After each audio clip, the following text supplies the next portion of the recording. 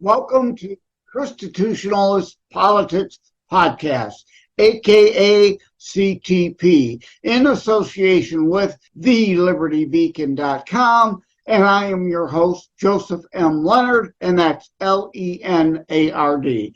CTP is your no muss, no fuss, just me, you, and occasional guest type podcast. I really appreciate you tuning in. As Graham Norton would say, let's get on with the show. Hello, everybody. This is going to be another one of those slightly odd episodes because it's going to get a lot of people's panties in a bunch. I'm sorry if my saying it that way upsets anybody, but that's the point. This episode is likely going to upset some people. And why do I say that? Because it's called The Lessons of Reagan Democrats Relate to Today's Politics. So I'm going to be talking Reagan and Trump. Now, a lot of people loved Reagan. A lot of people hated Reagan. But we didn't think in terms of, or there weren't enough at that time during Reagan to coin such a thing as Reagan derangement syndrome, although I have no doubt there was a degree of that in some people. And today, of course, there's people that love Trump, there's people that hate Trump, have Trump derangement syndrome. Things have gotten more polarized, and unfortunately, the point here, more personal. As you've heard me say, I deal in principles, not personalities. But this show is going to kind of look at things, both policy, principles, and personality. Ronald Reagan, of course, they said, oh, celebrity, just an actor. He could never be president. Well, not true. Ronald Reagan was governor of California back when California was actually a red state and therefore had executive experience before moving to national politics. And then, of course, he spent time in national politics before actually becoming president of the United States. Whereas Trump, any politics there? Well, yeah, kind of, sort of. People like to say, well, he had no political experience. I don't know that I agree with that or not, because as a New York real estate guy, he dealt with a lot of politics and politicians behind the scenes. Plus being a billionaire, millionaire, then billionaire, he moved in the millionaire and billionaire movers and shakers crowd. You can't convince me there isn't a lot of degree of some politicking that goes on in there. It's obviously not public office type thing. Now, I know this will upset some people, but remember the Rodney Dangerfield movie, Back to School?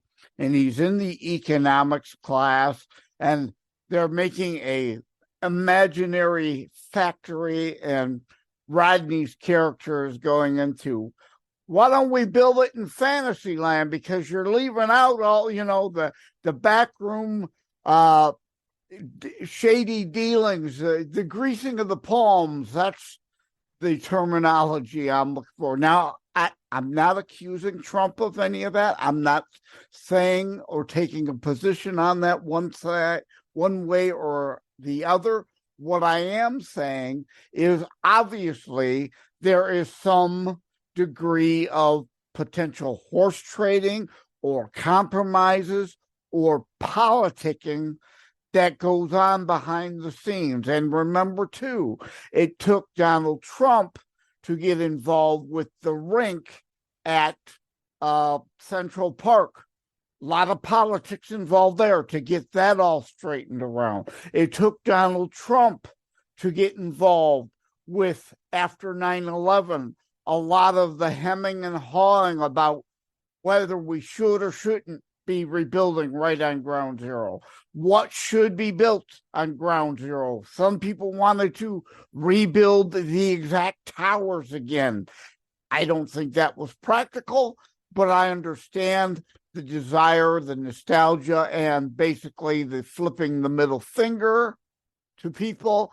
But Donald Trump did get involved, like him or hate him. This is just reality. He stepped in, got involved, and helped broker deals so that the Freedom Tower could move forward. So, obviously, there's some politics in his background. But again, he didn't serve in an office as an executive or anything like that. He dealt with a lot of politicians. So there was that. There's the other obvious comparison, celebrity status. Because again, a lot of people forgetting that Reagan was governor of California said, oh, he's just an actor. He's got no chance of becoming president and blah, blah, blah, blah, blah. And no one thought in these terms then, but Reagan was able to get a lot of Reagan Democrats, as they became known. Now, they obviously weren't principled conservatives behind Reagan because Reagan never had control of the House of Representatives. With the amount of votes Reagan got over Carter and then over Mondale, that landslide over Mondale, somehow he didn't have the coattails to give him control of the House of Representatives, and he only had control of the U.S. Senate 2 years out of his 8 years. So why do I mention that? Again, we never thought it at the time, but given people saying people following Trump are just a celebrity cultist crowd, looking back now, hindsight being 2020, those Reagan Democrats were probably indeed Reagan celebrity cultists and voted for him based on that factor. Again, since he didn't have the coattails to sweep Republicans into the House and Senate, but 2 of the Senate years of the Congress while he was in office, we'd have never thought in those terms then.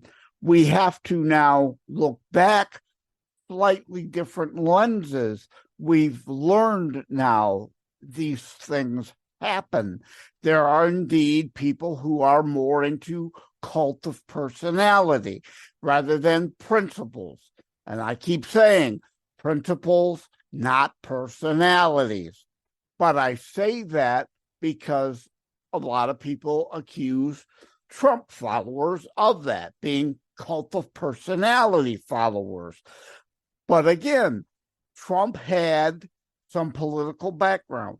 Trump had what many deemed as the right policy. So I'm not taking a side here one way or another, who followed him on policy and who followed him based on the celebrity aspect, but just to say clearly there is a similarity there.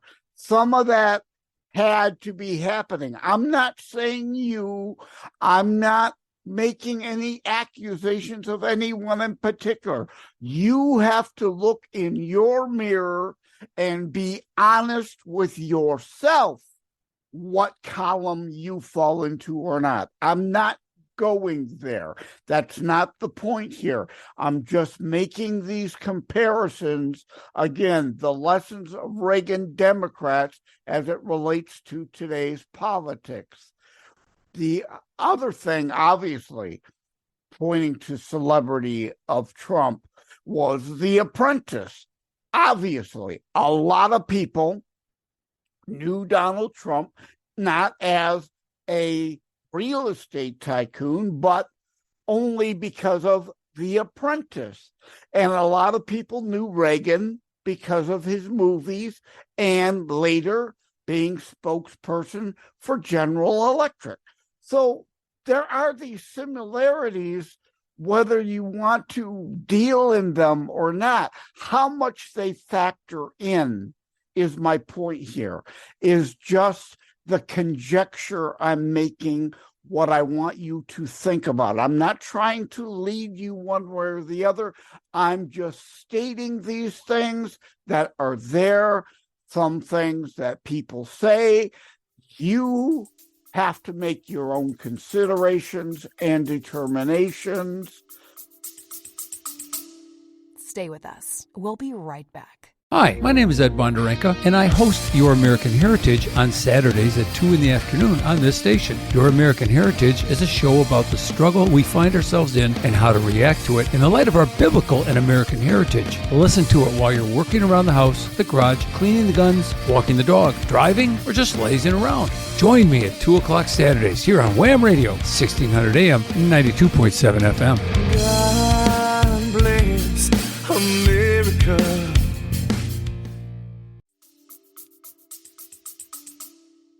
This Celebrity Apprentice obviously garnered Trump a lot of following and a lot of rappers because Donald Trump had so much money. A lot of rappers always, of course, sang in their songs about being the next Trump, right? Being a millionaire or billionaire. So he got a lot of free press from that, as Reagan had from his movies and his GE days.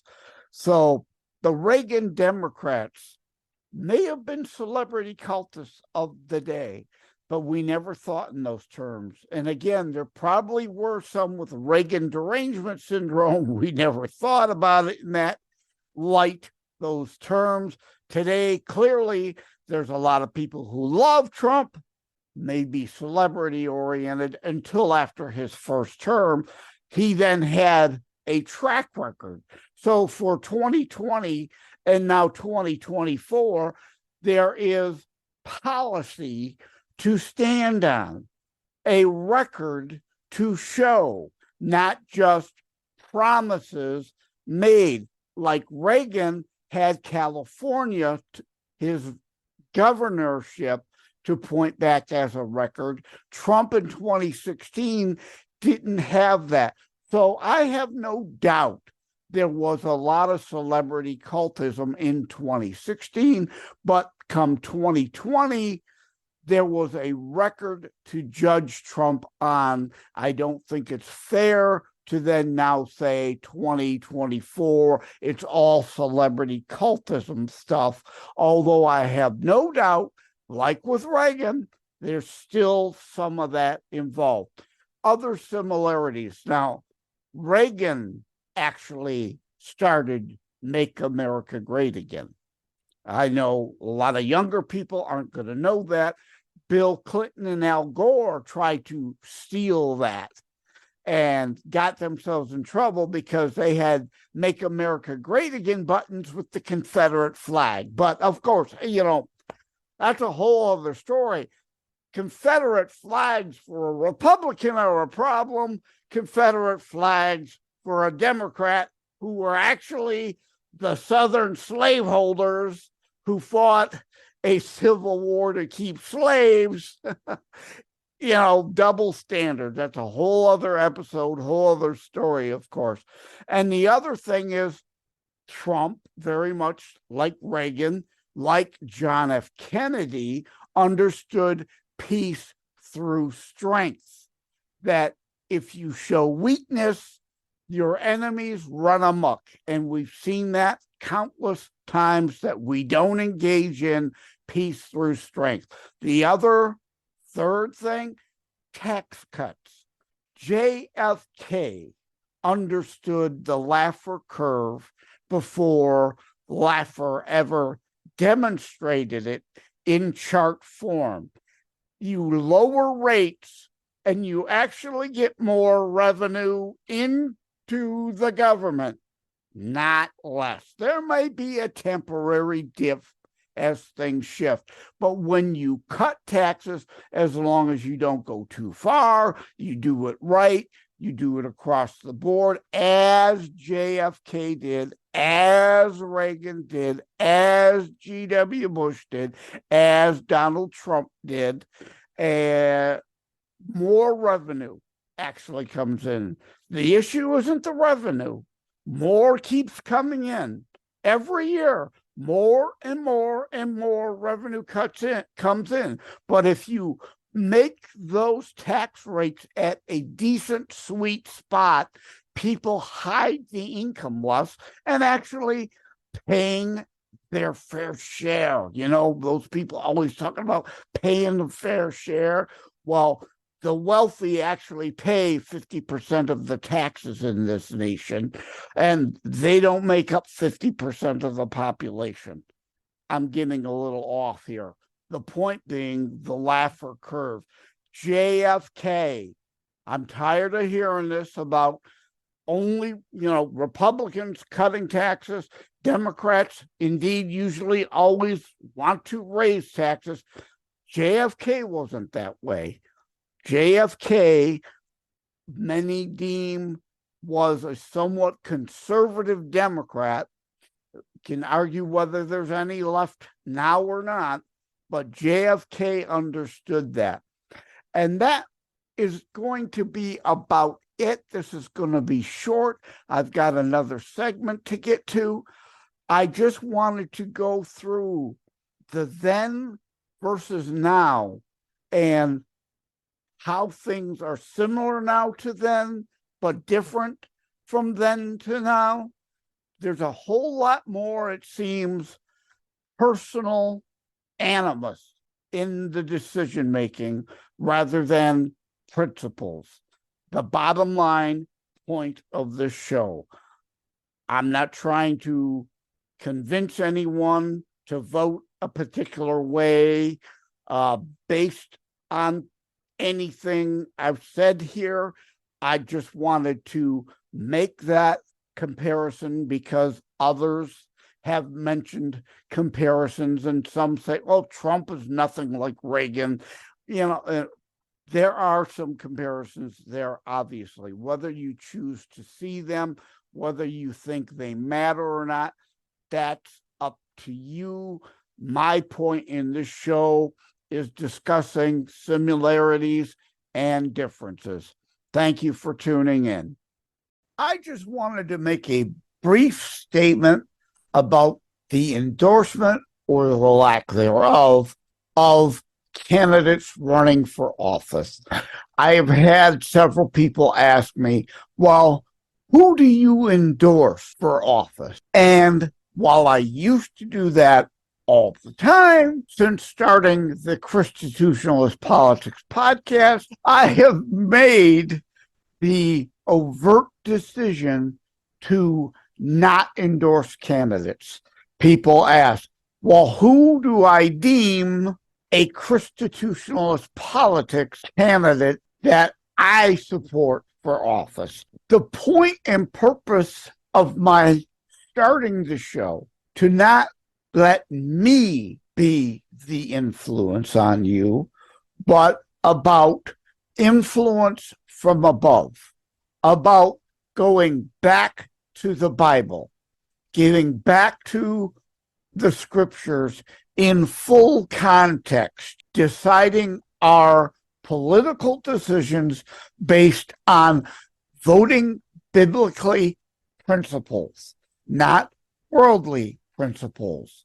I am another person of this world, so who I'm supporting in my mind will be those that are ChristiTutionalist politics candidates. I don't want my influence to be the one that's there, but you to prey on these things and reach your own conclusions. Now, I'm human.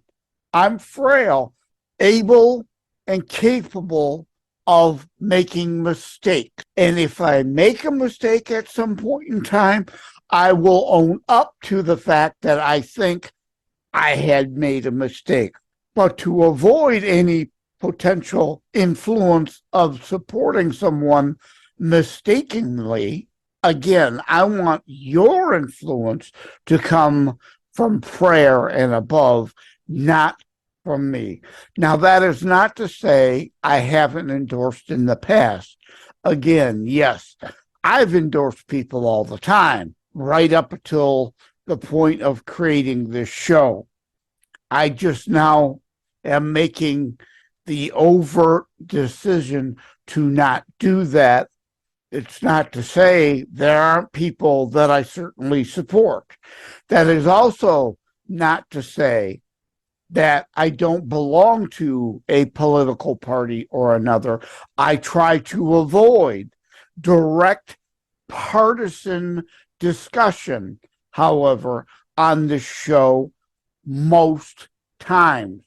It's not to say it doesn't ever happen, but I try to avoid it. And that's not to say, again, I do belong to the Republican Party.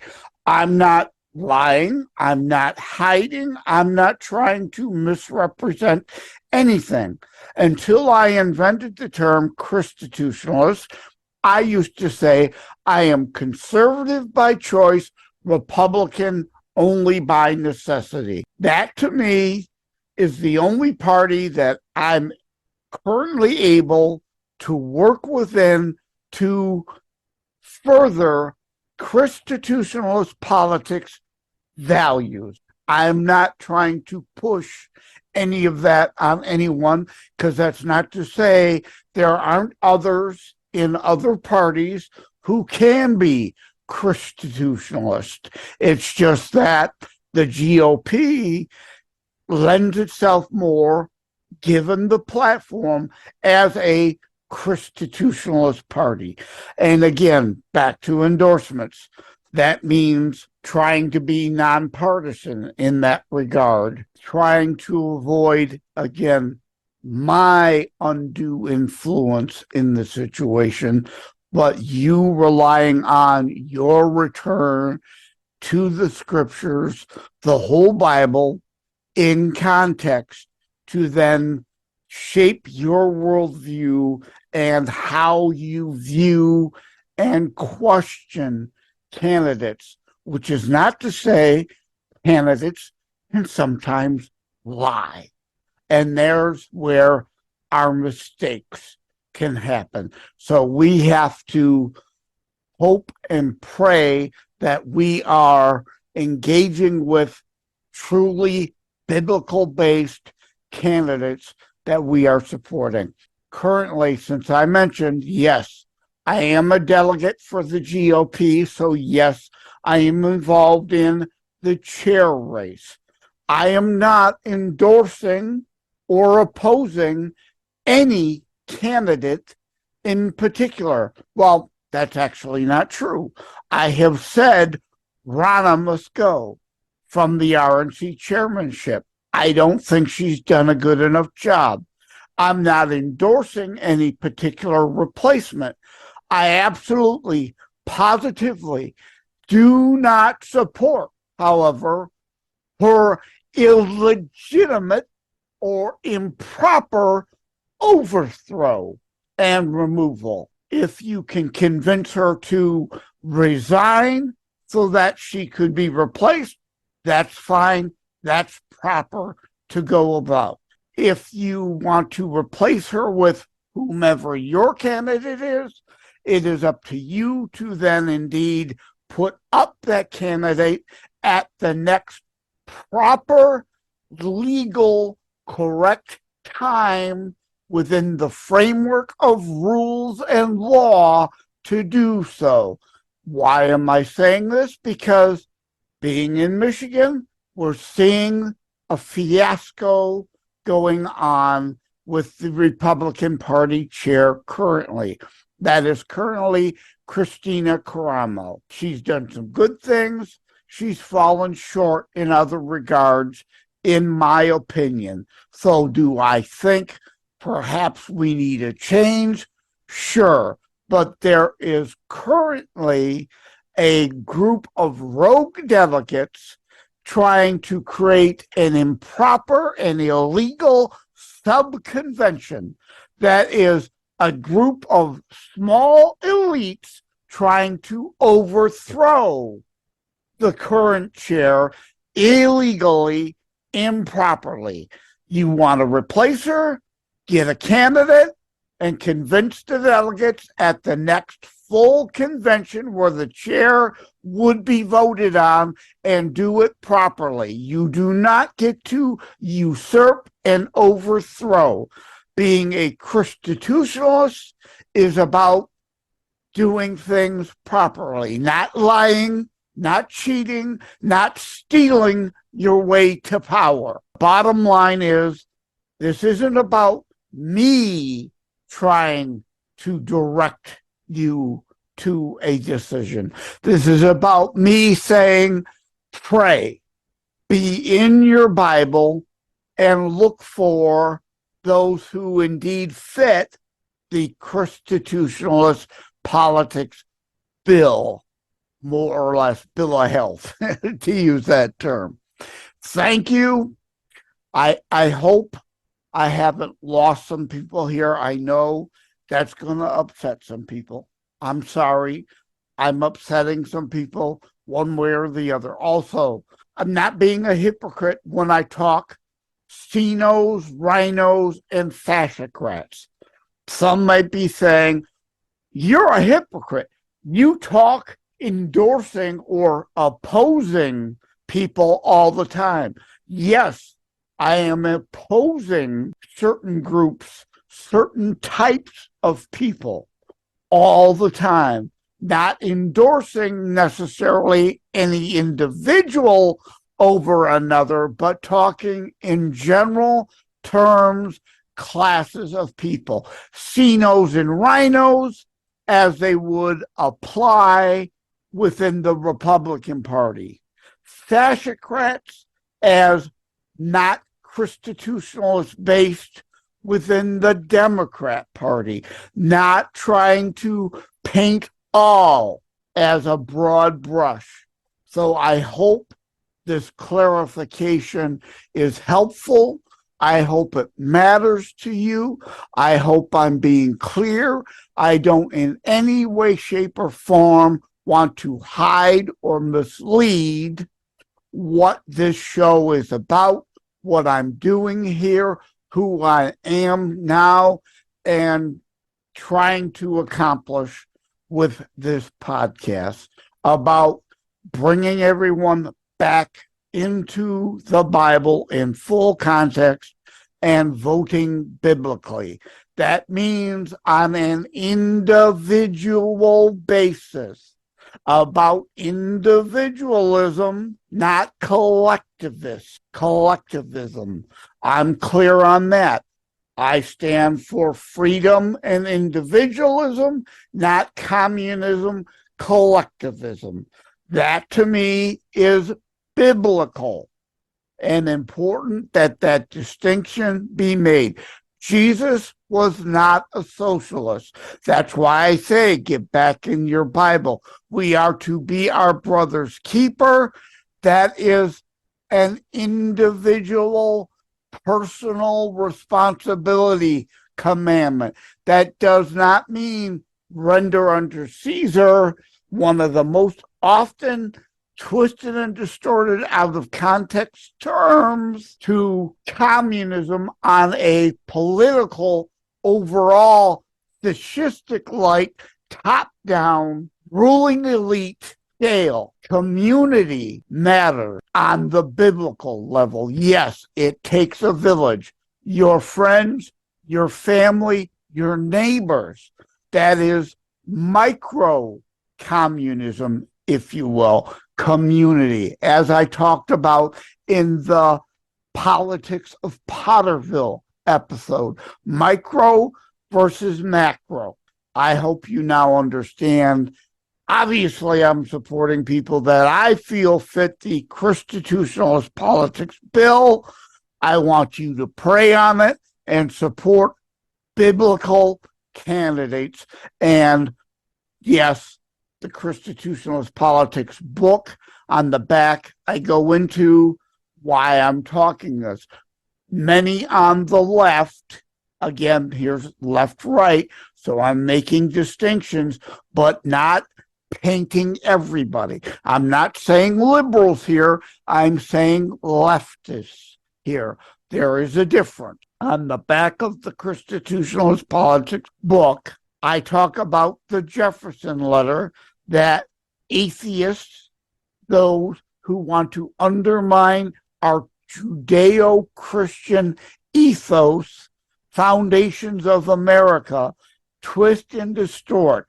The Jefferson letter that they coined separation of church and state from is not freedom from religion that they peddle. We have First Amendment freedom of religion, and that's what this show is about. The Jefferson letter in proper context. That does not mean Christians should not be involved in politics. We should. My friend Neil Mammon has a great book. Jesus is involved in politics. Why aren't you? Why isn't your church? I promote not just my own book, but his book and other faith-based, biblically sound, politics-based book. Thank you again for tuning in. As I've said in another episode, so again, I'm repeating, but you'd think I'd get better at this by now, but I'm just a man. I'm human. I'm frail. I'm far from perfect. You get this, me mumbling, bumbling, stumbling as I work through all these thoughts about this new concept of being a ChristiTutionalist that I hope you're joining me on this journey about and for, to make us all more godly and roar, as I've said, not the Katy Perry roar video fanboyism. Roar, restore our American Republic, restore our Judeo-Christian ethos, ethics, foundations, not this leading us down the road away from the constitutional limited republic we are to a mobocracy, an ineptocracy, a kleptocracy that many are trying to use communism and the promise of equity under socialism that's failed everywhere is trying to peddle. But anything but a meritocracy like we were founded on. Again, Jesus wasn't a socialist. He was about the individual, saving your soul as an individual, not you as a collective.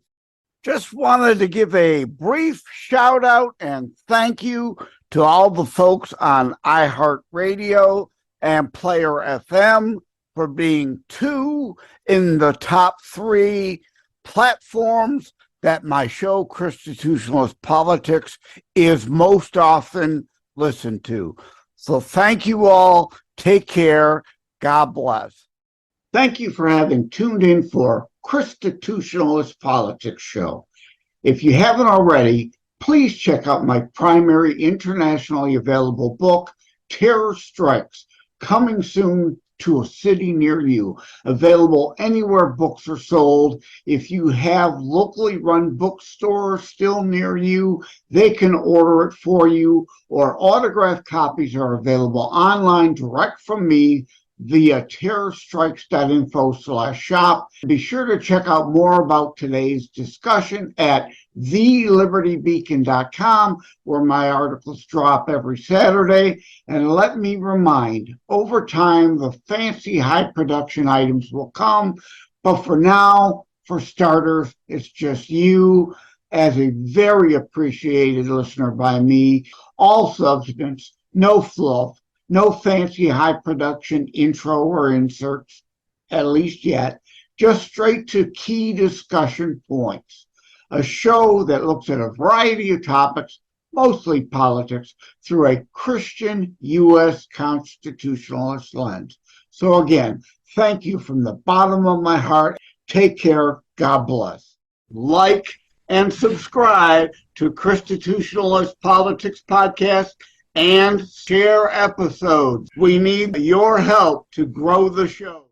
It is a myth that terrorism stopped during COVID. Unfortunately, mainstream media opted to prioritize pandemic hysteria over promoting all news. Terrorism continues. Simply hoping that it doesn't affect you is not a strategy. The new book, Terror Strikes, coming soon to a city near you, featured on The Author Show, is now available in paperback from bookstores, online, or as an ebook exclusively through Amazon Kindle. Terror Strikes, coming soon to a city near you by Joseph M. Leonard. Order today.